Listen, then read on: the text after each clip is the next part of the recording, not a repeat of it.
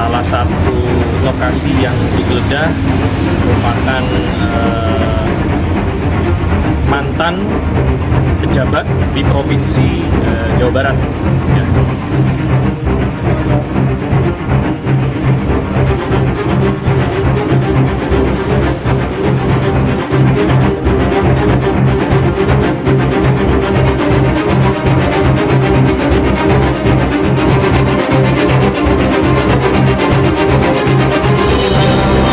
Penggeledahan yang dilakukan oleh KPK terkait dengan penyimpangan kredit di Bank Jawa Barat (BJB). Saya jauh lebih tertarik membahas sejauh mana keseriusan dari Komisi Pemberantasan Korupsi menelisik perkara ini hingga menetapkan Ridwan Kamil menjadi tersangka. Masyarakat sontak kaget dengan terlibatnya atau munculnya, mencuatnya nama seorang Ridwan Kamil atau Bapak RK.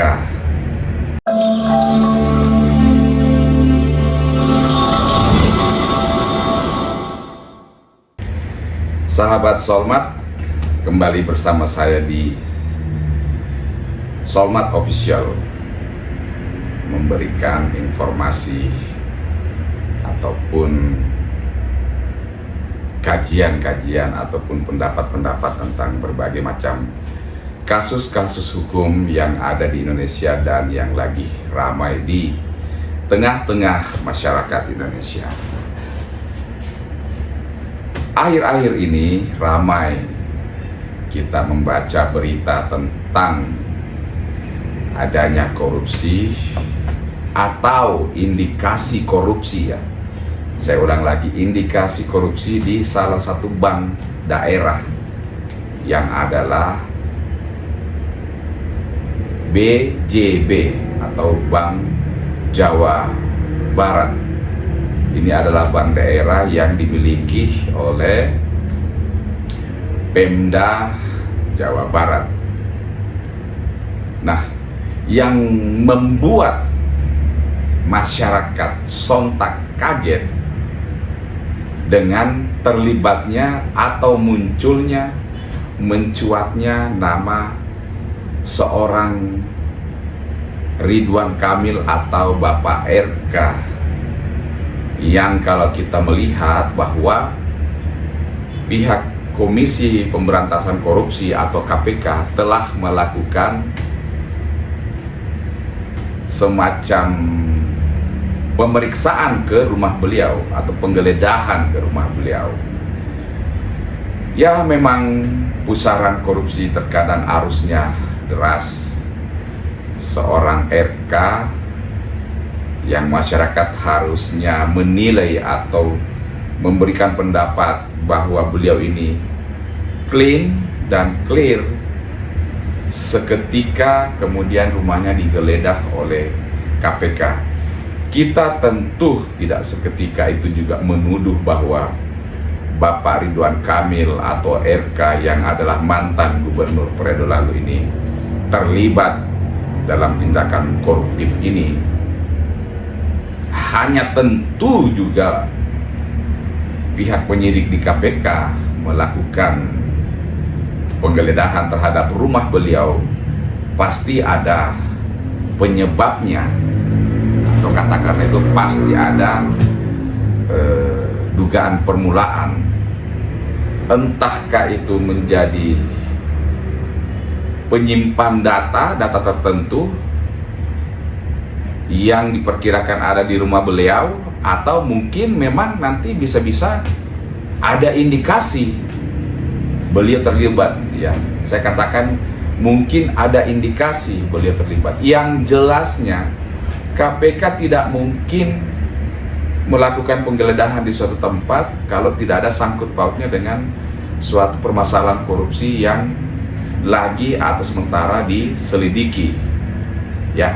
Sehingga ini yang menimbulkan suatu tanda tanya yang besar di masyarakat, karena selama ini masyarakat paham atau masyarakat bisa melihat bahwa RK ini clean gitu, ya. RK ini dalam sejarah karirnya sebelum jadi gubernur, kalau tidak salah jadi wali kota, itu tidak pernah ada suatu indikasi-indikasi korupsi.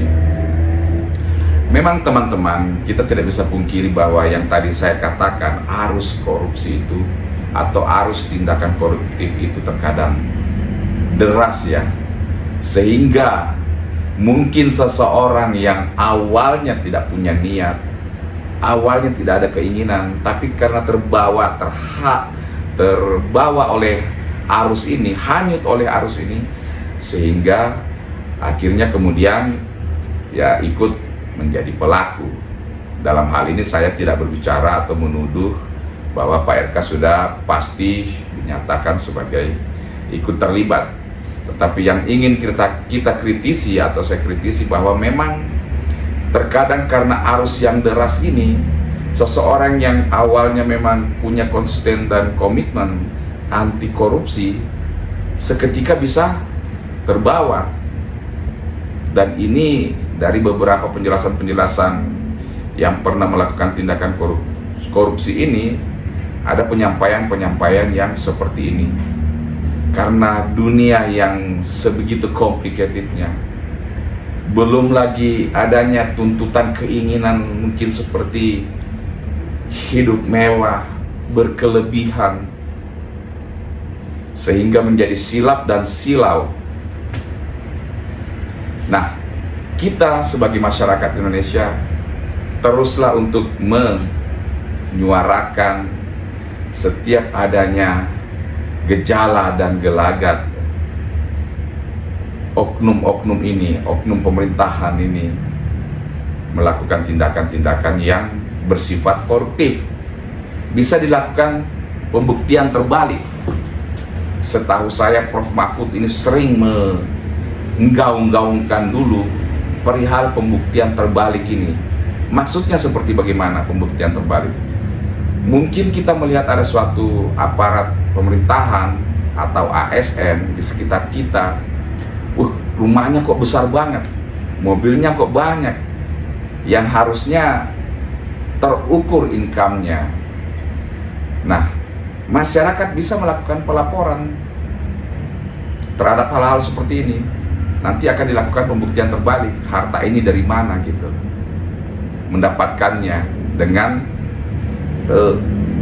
penghasilan yang ada, apakah dari warisan, ataukah bisnis, atau istri pengusaha, dan lain sebagainya. Itulah yang dikatakan pembuktian terbalik.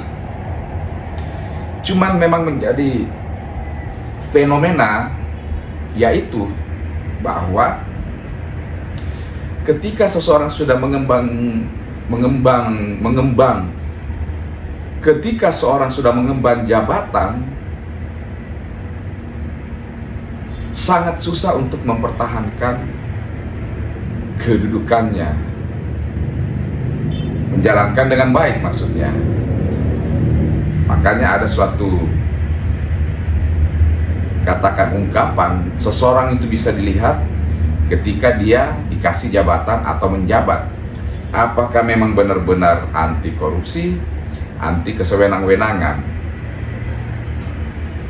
Kembali dalam hal kasus PJB, kita tentu mendukung pemerintah dalam hal ini, baik itu pemerintah pusat ataupun pemerintah daerah Jawa Barat, dan bahkan juga Komisi Pemberantasan Korupsi atau KPK menghimbau, mengharapkan bahwa hal koruptif ini benar-benar diusut setuntas-tuntasnya.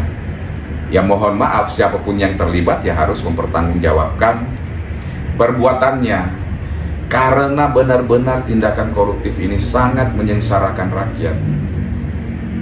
Inilah yang membuat bangsa kita tidak pernah maju, karena begitu banyaknya buaya-buaya darat, begitu banyaknya oknum-oknum yang hanya mementingkan dirinya sendiri, perutnya sendiri, tanpa mementingkan rakyat kecil, masyarakat kecil. Ketika melakukan perbuatan koruptif itu tidak pernah berpikir bahwa itu adalah uang rakyat yang dimakan oleh para oknum ini. Mereka tidak pernah berpikir karena tindakan koruptif ini mungkin ada anak sekolah yang putus sekolahnya, anak kecil yang mungkin meninggal karena tidak cukup gizi, anak kecil yang kena busung lapar, orang yang menjadi pengangguran akibat oknum-oknum dan oknum yang terus mementingkan dirinya sendiri, memikirkan dirinya sendiri. Akhir kata, kita dukung program Bapak Presiden Prabowo Subianto melawan korupsi, melawan oknum. Bapak Presiden Prabowo Subianto mengatakan bangsat, bajingan orang-orang oknum-oknum yang terus melakukan tindakan-tindakan koruptif ini, dan beliau akan terus membabat setiap oknum yang masih berani untuk melakukan tindakan korupsi ini. Kalau mau bertobat, mengaku mungkin ada sedikit pengampunan, tetapi kalau tidak akan diberantas oleh Bapak Presiden Republik Indonesia bersama dengan jajaran pemerintahannya. Salam keadilan, salam Solman.